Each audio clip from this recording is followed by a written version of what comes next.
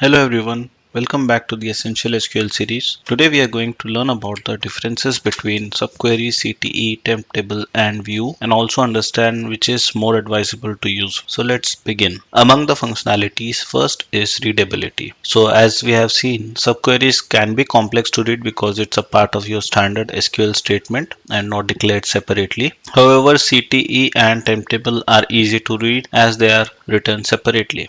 Now views are subjective because if you are writing complex views including subqueries, then the readability can be complex as well. So it is dependent on how we are writing a view query. Next is reusability. Except for subquery, all the three CTE, temp table and view are reusable, which means they can be used multiple times in a single select statement. Next is the scope. A subquery and CTE are destroyed at the end of SQL statement. However, temp table lies till the end of a database session. Now when it comes to view, the DDL is permanent, which is stored in the database. However, when we are executing a view, the scope is again limited till the execution of the query. Next is usability as a column. When we are using subquery, it can also be used as a separate column, or we can simply write a subquery which can be used as a column, whereas this functionality is not applicable for CTE, temp table or views. Now naming the subquery is optional, where we can use an alias or we can skip it. However, naming CTE, temp table and views is mandatory.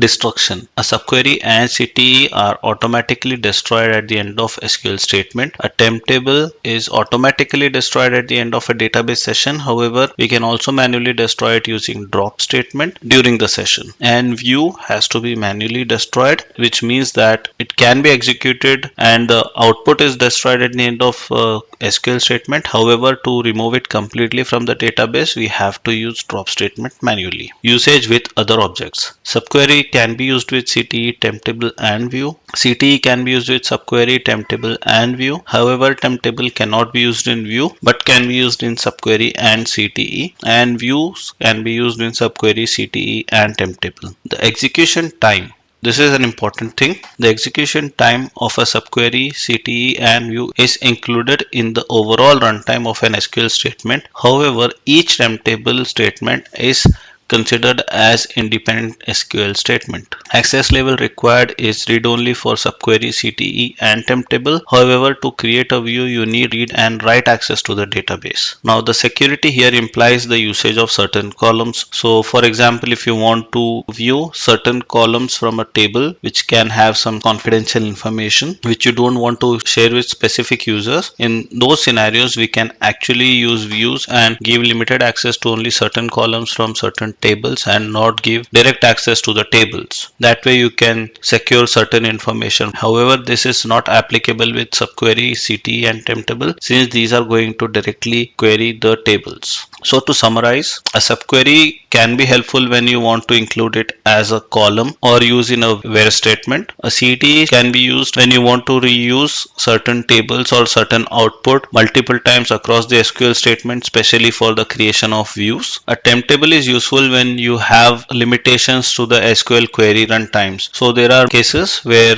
the overall SQL query runtime is limited by the database owners. Let's say for example, a database administrator has set up a 30-minute runtime limit for each SQL statement. So when you include a CTE or subquery or view in your statement, the overall execution time can exceed 30 minutes. In those scenarios, if you create a temp table, store the data in the temp table during the session, the data can be reused in your next SQL statement, and since each of their runtimes will be considered independent, a temp table can be useful. And views are useful especially when you want to give limited access to certain columns or certain tables, or you don't want users to write complex SQL queries and just execute an SQL query encapsulated within the view DDL. So once you understand this, it will become easier for you to know what to use when and how they will be useful. That's it for this video. Keep practicing. Thank you.